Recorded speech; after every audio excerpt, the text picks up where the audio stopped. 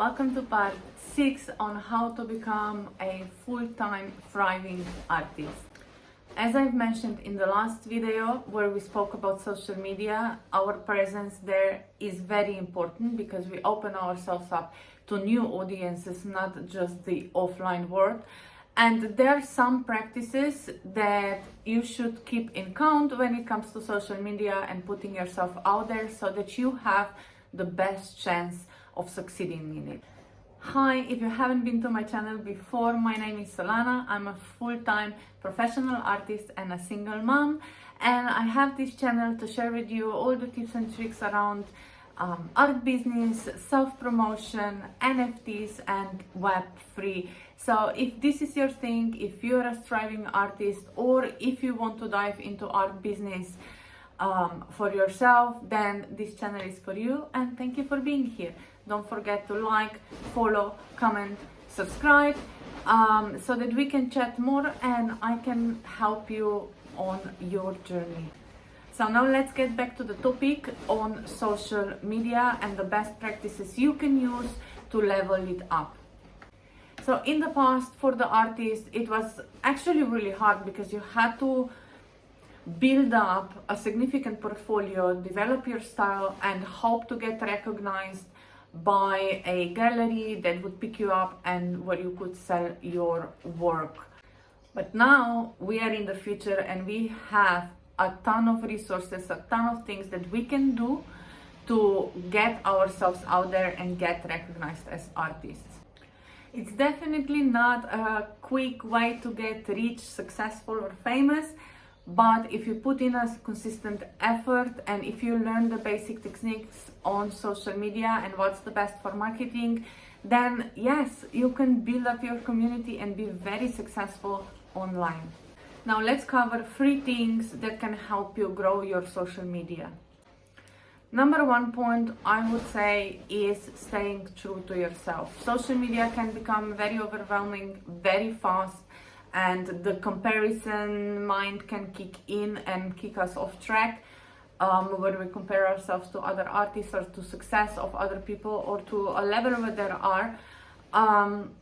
So staying authentic to yourself, staying true to yourself, and following your gut and what feels good is something that it's really, really important.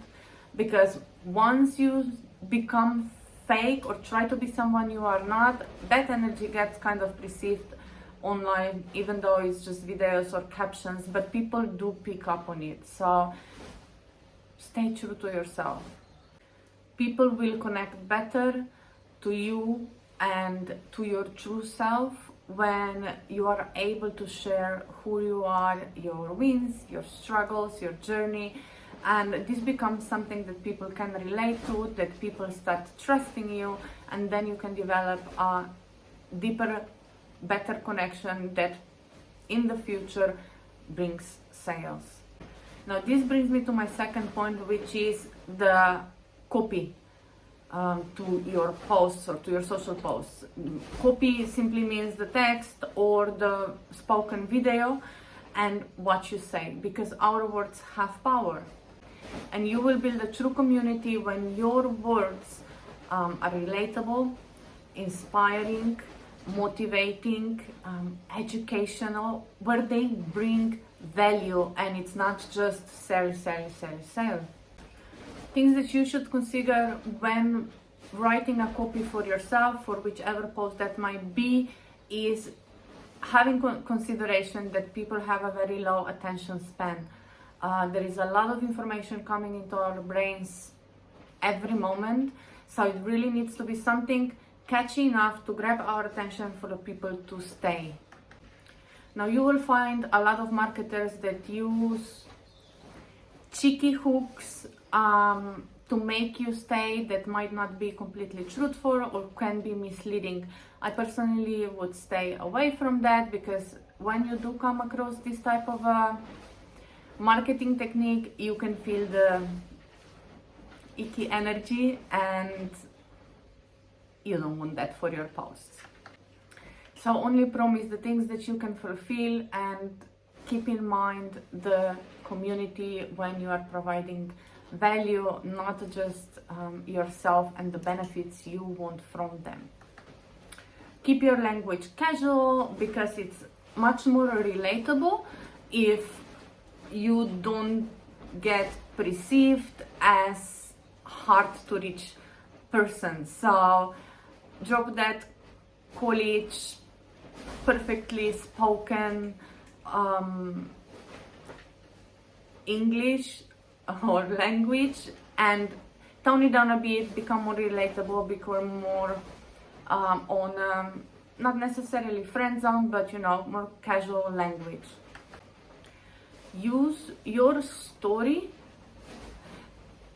to inspire and bring value to your work, because if the work of art is just something and it doesn't evoke emotion, there is less likely going to be people attracted to it, if that makes sense. Like, we buy things either from our logical mind because of the necessity or because it's solving some sort of a problem, or from an emotional side where it invokes some sort of emotion in us that makes it attractive and that makes it wants to buy it. So tell your story. What inspired you around your work? What inspired you to take your journey? Because this is what inspires then others in their own journeys. And lastly, include call to actions. Your call to actions don't need to always be buy my stuff or visit my shop. It can be join our community, go check out my YouTube channel. It can drive traffic to various places on the internet or where you are to promote yourself in an indirect way. And now the last point I want to make is repurpose your content. Don't create a video for TikTok and only leave it there to do its thing without repurposing it somewhere else. If you can expand the leads to your pages, to your shop, to your social media without paying for it and without much of an additional effort and work, then why not use it? Let me give you some examples. So if you have an under a minute TikTok, then you can reuse that TikTok as an idea pin on Pinterest. That it's amazing, especially when you provide value and educational content, to go into a Pinterest search engine and be searchable there. You can get thousands of views there and links then back to your site and so on. So it's getting the leads from the Pinterest and redirecting them to where you want to. An example of that would be if I am educating you on art business and I make a TikTok on that, then I reshare that on my Pinterest, but then lead people to my Buy Me a Coffee page where I have a community where there's more resources for their problem or for their art business. If you have a under 1 minute TikTok, you can reuse it as Reels, download it without a watermark and do it over on Instagram or on Facebook. You can put it into your stories. There is so many ways that you can repurpose your content without much of an additional work and expand the reach that you need for your business. Same goes for the written content. If you're writing blogs or something on your website, break it down into smaller pieces of content and share them as separate posts on Pinterest, on Facebook, on Instagram, on Twitter, depending where you are or where you are focusing on. If you're in Web3, then Twitter is a better idea than Instagram and so on. So the point is, take a full advantage of what social media can give you and offer to you without making it so much harder for yourself. There is programs like Tailwind or repurpose.io that you can use to schedule your posts, so you take away most of the daily work that you would have if you would do it manually every single day. So you can make it even easier on yourself. And my last point to that would be, don't be afraid to post the same thing, same work over and over again. Once as a training sound, then as a educational video on what you used as your materials, then time lapse, then the story behind the work, then the finished product, then the process. There is so many things around one work that you can do to create more content. So there is really no limits. You can go into trending videos on TikTok, look up your niche, look up your hashtags that are related to your business, and find ideas from other creators that are doing well in your niche. So that's just a little tip for you when you're diving into social media. I hope you found this helpful, and if you have any artists in your circle, share that with them so that you can help somebody else. Also, if you want to have more resources on art business tips, tricks, Web3 and NFTs, join my community on buymeacoffee.com/SolanaArt. And stay tuned for next week, where we are going to dive a little bit out of topic and into Web3. I had a question from one of my followers on Solana's smart contracts when doing your NFT collections.